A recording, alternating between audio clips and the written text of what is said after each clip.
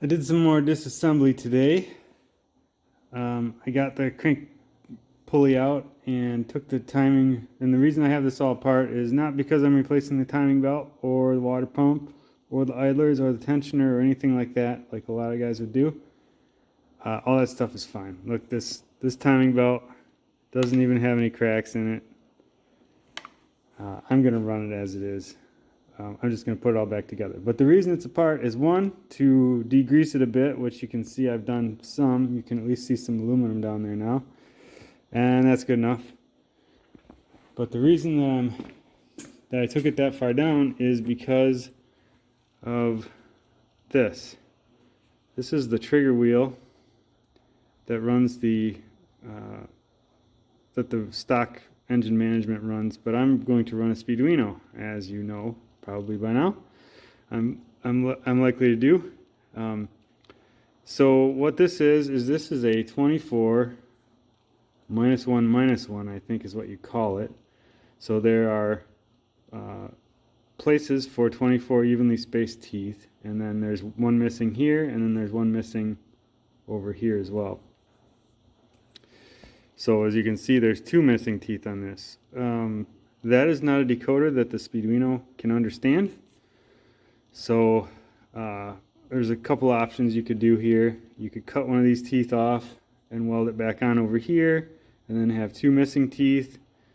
I guess that'd work fine. What I'm planning to do is I'm going to cut this. I'll show you what I did here.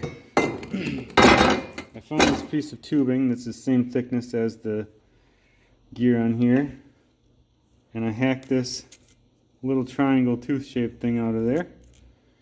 And what I'm going to do is I'm going to take it and I'm going to weld it on there, and then I'm going to use the old flat bastard file and file it to the dimensions and spacing of all the other teeth that are on there, and then voila, you've got a 24 -1 that the Speeduino can read. This engine is not going to use the cam sensor because I don't have enough injector outputs to run in sequential mode. So if you're doing that, you could, so the sensor for the cam is on the front cam, and it's in the back here. You can kind of see it poking out. It's next to this blue bolt, just take my word for it. And each of these little indentations is a tooth, basically. So if you wanted to make this one tooth, you'd take this gear off and grind those off on the back side, so you only have one. I'm not doing that because this engine is going to run in paired injection and ignition, so there's not really any point in me doing that. So my approach to this is I will do what I need to do to get this thing to run. I'm not doing any while I'm in there stuff. So a lot of guys would go, oh well, let's put adjustable cam gears on there, let's put a blue $100 Gates Racing timing belt on there, let's put a new water pump on, let's put new pulleys on. Why? There's nothing wrong with this stuff. It all turns smoothly still. It came out of a wrecked car. I'm sure it drove to the accident. It probably wasn't sitting in someone's backyard with a bad engine and getting in an accident. So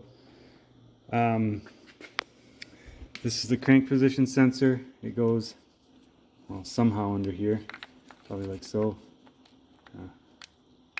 like so, and then it's got actually two pickups in here. So I'm going to use one of the two. So I'm going to use all the stock electronics. The harness I can show you later, but I'm trying to keep the harness not cut up, so that I'm using stock, the factory plugs and everything, and all the factory routing. So if you don't know I'm running a Speeduino, you wouldn't be able to tell from looking under the hood. So since I have all that, I'm not making a new harness for it. I'm not making my life any harder than it needs to be. I'm going to do the stuff that needs to be done to get it to run. A couple things that needed to be done are, it had a stripped oil pan bolt like a lot of J series Hondas have. So this is a single oversized self-threading bolt. So this is a Dorman part. If you look for it, it's an M14 by 1.5 thread, single oversized. So if you look for that, you can fix, you know, a lot of guys are buying a new oil pan because it was stripped, but again, why? This was like $3. I do have my flanges mounted on the heads for the exhaust. I don't have any exhaust pipe yet. I think I'm going to build the section of the exhaust pipe that goes under the engine and back to the cross member with it out of the car. I think that'll be a lot easier, and then I'll join it up to a 3-inch exhaust when it's in the car. So that's kind of where I'm at here, and I'll show you the end result when I'm done welding and filing the sprocket teeth there. So here it is after I welded a booger on there and started cleaning it up a little bit. So the first thing I'm going to do is I'm going to make sure the height of the tooth is correct by measuring across here, you know, one of its neighbors, and then I'll make this the same dimension. And then once I have that, I can measure from the top of the tooth to the top of the tooth on each side and get that dimension correct. And then I'll measure from the bottom of the tooth to the bottom of the tooth and get that dimension correct. And it shouldn't be too bad, actually. Doesn't look great right now. Like I said, I put some boogers on there with the MIG welder. It'll be a tooth when I'm done. So there you have it, 124-1 ignition wheel for a J Series Honda to work with a Speeduino. Here you can see my new tooth. Maybe you can see it. Can you see it? Let's see if you can see it better here.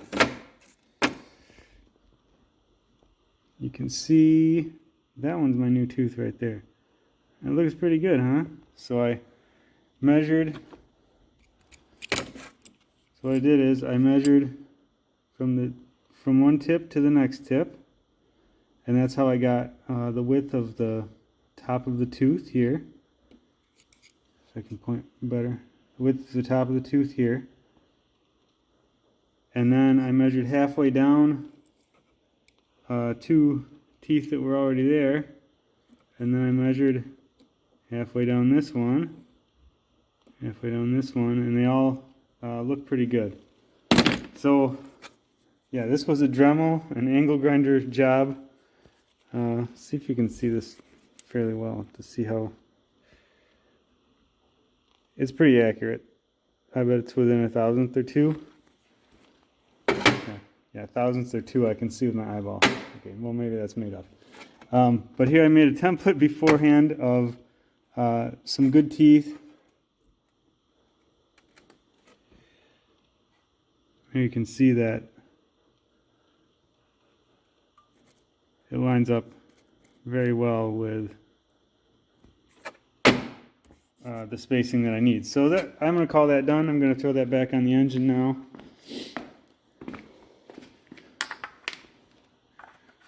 And this can all start going back together, because that's all I needed to take this apart for, was to get to timing gear so I can modify it. And now it's clean-ish, modified. I'm going to start putting it back together now.